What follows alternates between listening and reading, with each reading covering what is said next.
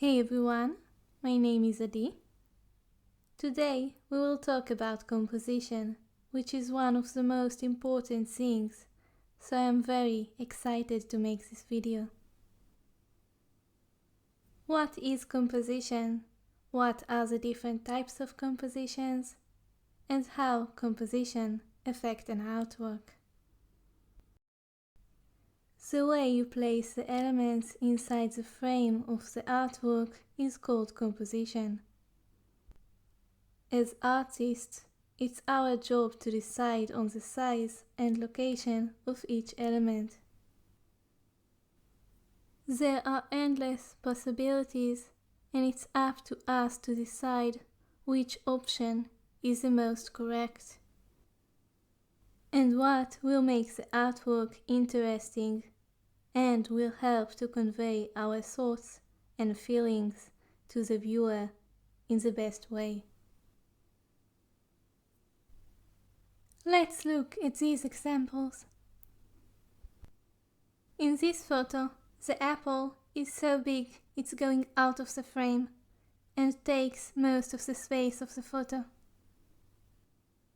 The apple is trapped in a tight frame. It can give a feeling of suffocation. In this photo, the apple is tiny in relation to the frame. There is a lot of emptiness around it. It can make the apple look lonely and powerless. If we will replace the apple with a human or an animal, the effect will be stronger, because it's easier to feel sympathy for creatures with emotions. Composition has a lot of influence on what we feel and think about an artwork. There is one thing you should avoid when choosing a composition. Don't place anything at the center of the paper or canvas, etc. Why? Because our eyes will go right to that point and our gaze will get stuck there. All the other space will be wasted. Even if something is located pretty much at the center of the artwork, it will never be in the dead center, the exact center. For the same reason, it's better not to divide the drawing into two halves in the same size.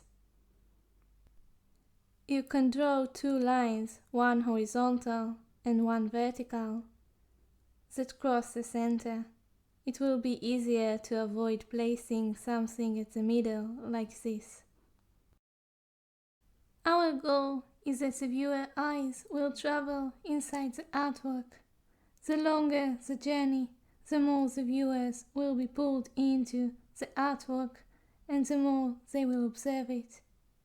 In other words, the eyes need to travel between points.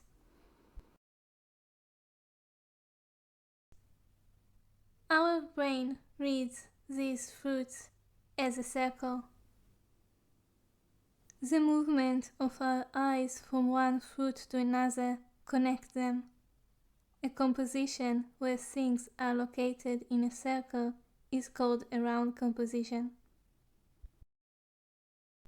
A composition where the elements are located in a triangle is a pyramid composition. You can also place things in an S shape. In this case, the map is used as a leading line. It takes us from the foreground into the depths of the painting.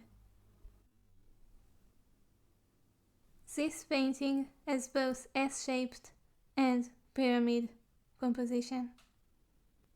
We look at the face first, then our eyes go to the door, and that takes us to the legs, and then we climb up again. Another thing that can make our eyes move is having a person, an animal, or even a car looking at a certain direction. In that case, it's good to have a bigger space in the direction our model is looking at. I made a tutorial about how to paint this cat. I will leave a link for it in the description below. Coming soon, a tutorial about how to draw cars.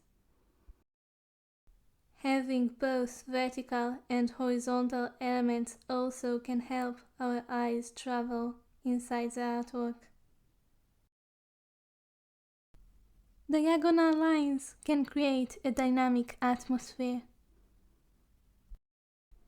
If you have empty spaces between the elements, it's good to have something to connect them.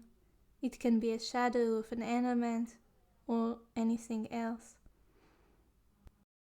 Let's talk about more composition types. Open composition, where things go out of the frame, and closed composition, where everything stays within the frame.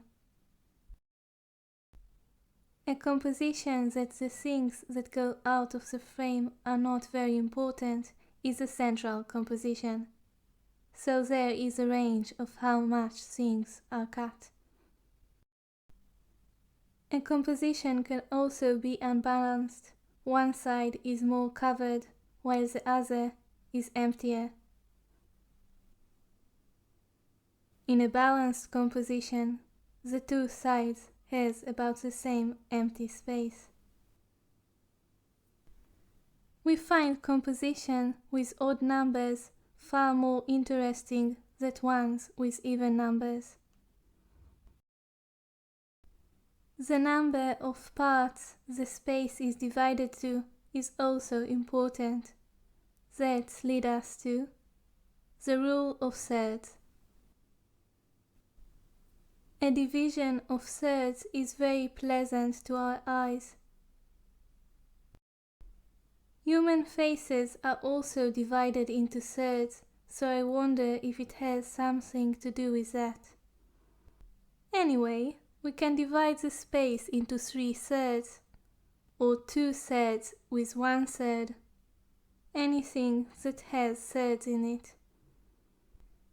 It can be a division of horizontal lines, vertical lines, or even diagonal lines. According to the rule of thirds, where do you think is the best place to put the focal point, the most important thing in your artwork? In a point where the horizontal and vertical lines meet. It's good to make the subject of the painting sharper and more detailed than the rest. You can also make it in a different color. It's good to create connection between the elements in the front and the ones in the back, so our eyes will travel between them. We talked about this in the video about perspective.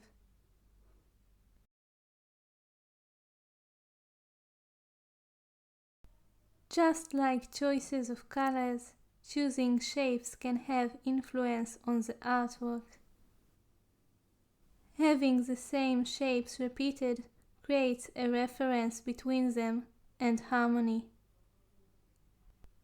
Having different shapes can add contrast and interest.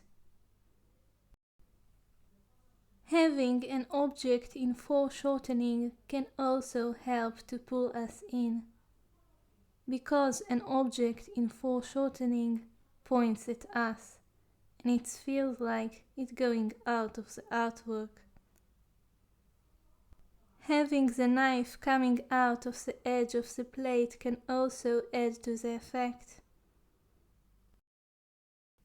How to choose a composition? I think you should ask yourself first, what do you want your artwork to say? What do you want the viewer to feel? You can try out different options by drawing small thumbnail sketches. Compare them and think which one is the best.